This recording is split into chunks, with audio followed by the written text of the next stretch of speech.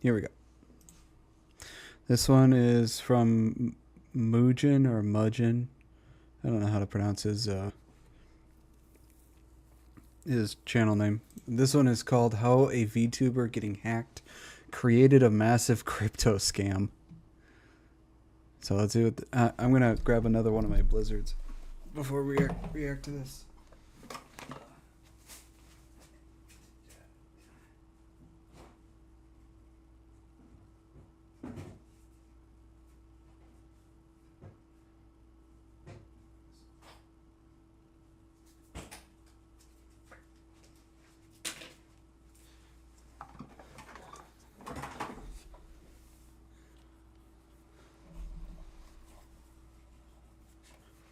Well guys, great news. Crypto is booming again, and you know what that means? The scammers are printing money, baby. This happened a few years ago when a bunch of celebrities and YouTubers created their own NFT scams and rug pulled their audiences. Today is no different. But instead of NFTs, it's full-blown meme coins. But I mean, are they really scams? Who wouldn't want to buy a Hawk2a coin, right? I mean, look at that value. But we can't really be talking about scam coins without mentioning the VTuber Urocrony. She had over 50 different coins made simultaneously on the same day. But what gives? How does that even happen? Not even Logan Paul can come up with a scam like this. Even worse, one of them had a volume of over $1.6 million in a 24-hour period, and it lost over 97% of its value. Oh no. But you want to know what the craziest thing in all of this is? Poor crony. The fact that Urocrony had nothing to do with it.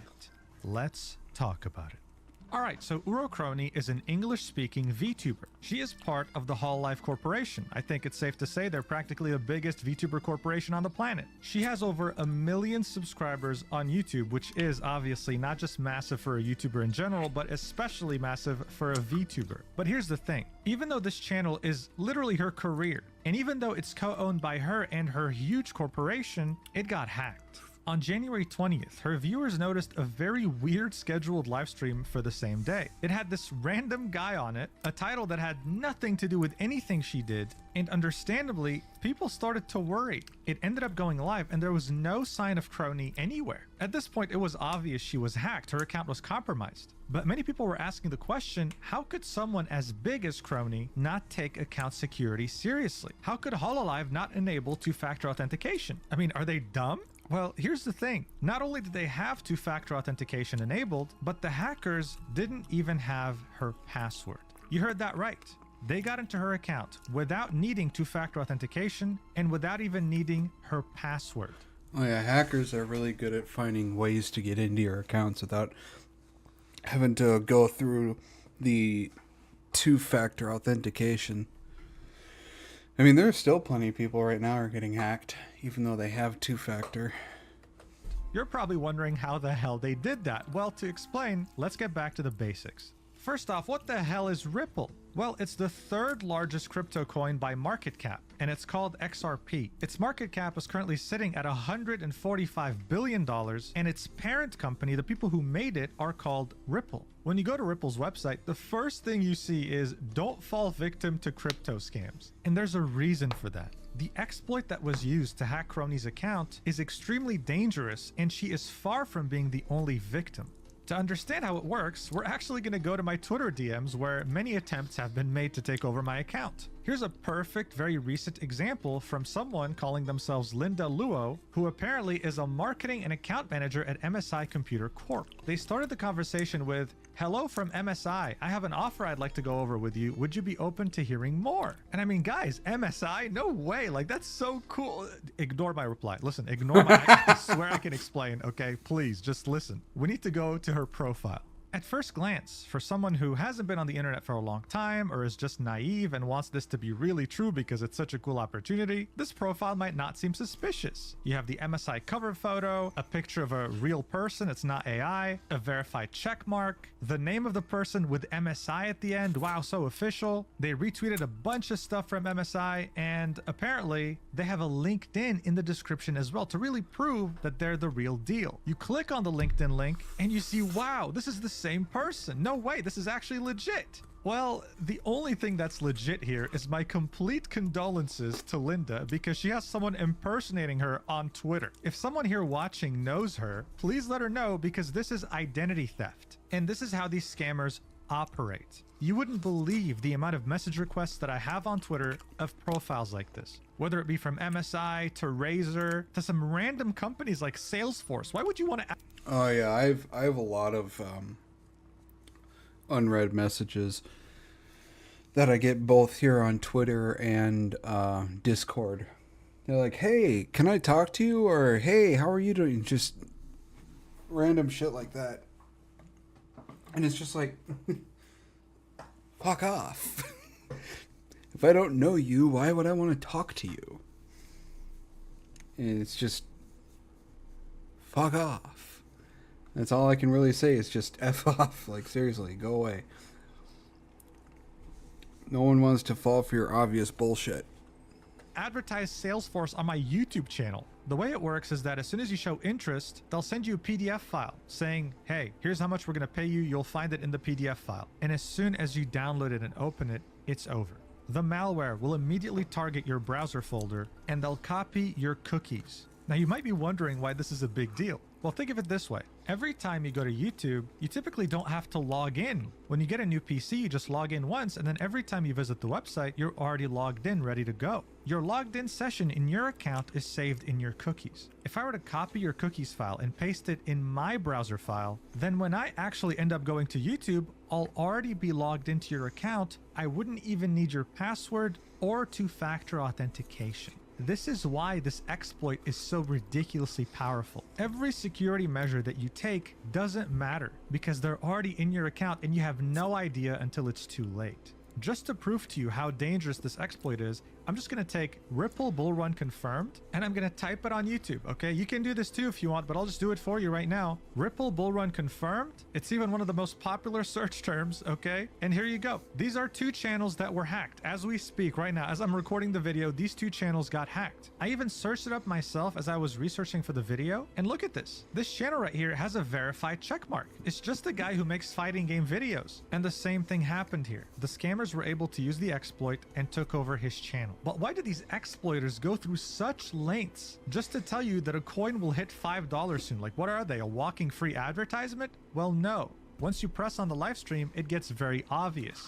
The entire stream, okay, is based off of a random interview that the CEO of Ripple was in. They're just talking about the token, about what they're doing, like the most random stuff. A bunch of bots are paid to come watch the stream to make it seem official. And when you look to the right, it's very obvious what this stream is trying to do. Remember in RuneScape or World of Warcraft when you were young and you'd see people saying, hey, give me your money, I'll double it? Yeah, it's pretty much the same exact thing. They say, if you send this much, we'll send you back double. Trust us, this is real. With the minimum amount being 1,000 XRP, which is close to like $2,600 today. But obviously, as soon as you do, you're not getting anything back. I think that's fairly obvious. But here's the thing. It's funny for us because we know it's fake, but they wouldn't be doing this to so many channels if it wasn't profitable. Enough people fall for this that they actually go through the effort of hacking so many channels. It's crazy to think about.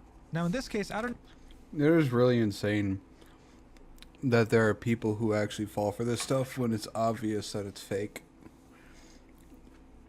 It's like, I don't understand how people can fall for it. I really don't. I mean, this is just... It makes it so obvious. I don't know if it was Crony who clicked on a link or someone managing her account from Hololive, but the damage had been done. However, I will say that YouTube is aware of how ridiculous this exploit is, and for the most part has been pretty damn responsive when someone loses their account, especially if they have a lot of subscribers. So in just a few hours, Crony was able to get her account back. Yeah, if you have very minimal subscribers, you're fucked.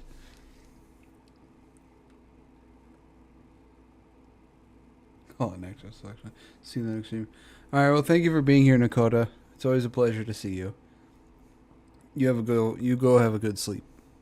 Back. But she hadn't said anything on her Twitter or socials until she had made this tweet. Stonks. Stream in about 50 minutes. And the thumbnail looked kind of familiar. It was kind of similar to what the hackers had done. Except instead of Ripple, it said Crony. She then went live, and the entire stream was centered around a fictional coin by the name of Crony. This was a very lighthearted way of taking the absolute piss out of this scam. She was jokingly saying that the Crony coin is going to be revolutionary, that it's going to change the world, and her community was playing along, saying that they're going to invest their entire life savings into it. And I should mention that during the majority of the stream, on the bottom right, you could see, don't take this seriously, this is satire. This was very clearly a joke. She was just having fun with it, her channel just got hacked, she was making the most of it. And what made this even better is not only the community reaction, but the extremely creative fan art that they made. Like the Crony of Wall Street, or this right here, showing the coin absolutely crashing and Crony having to go back to her fast food job. But not everyone out here was making funny, wholesome memes. A few people saw an opportunity in this and went ahead and made their own Crony coin. Because of course, we can't have nice things. Look at the amount of Crony coins. Look at this. This is ridiculous, dude. How many? Like, how many got this idea? Well, a lot of people. And of course, people decided to invest into this, with the biggest coin having a $1.6 million 24-hour volume and losing 97% of its value. Like, whoever made this pumped and dumped the ever-living shit out of it and made God knows how much. I mean, the market cap right now is $4K for this coin, not even like $5,000. And obviously people lost money here. But it's like, come on, man. It's like someone investing in the Hawk coin. What did you expect? But hey, the lightheartedness wasn't over. Maury Calliope, who's also a part of Hololive, decided to take the joke to the next level. Maury Calliope. That's pretty funny. Maury Calliope. Making this tweet saying, tomorrow I'll be exposing the dubious lies behind a hot new rug pull scheme that crossed my radar recently. Arm yourselves with knowledge and join me on my investigation. So Crony was role-playing someone like Logan Paul, and Maury Calliope was pretty much role-playing someone like CoffeeZilla, with her making a stream similar to Crony where she exposes her. And again, on the bottom right, there was the text saying, don't take this seriously, this is satire, to really make it clear that if you're really that dumb, please, this is a joke. Don't actually invest your money in these scam coins. They really went all out here. And I gotta say, it was pretty damn funny. This wasn't just them joking about the situation, it was also them making fun of big YouTubers who take advantage of their audiences. It was a statement about the current state of affairs. People have gotten so addicted to gambling, pretty much, when you invest in a... Just think if somebody made a Calliope coin. Just basically a coin for every single one of the Hololive EN members. Like a Gura coin, Crony coin, Narissa coin, just, you know, all of them. Meme coin, you are gambling. That they're willing to put their money in something that is so obviously a rug pull just at the chance of getting some gains. A lot of people are tired of this. And yet, it didn't stop 50 different meme coins from being made over a joke. If there's any lessons to take away from this, don't invest in meme coins. Be very careful when it comes to opening files from strangers, and stay safe out there. Thank you so much for watching until the end, and I'll see you in the next video whenever that is. And thank you so much for the 400,000 subs. I love you. Mwah!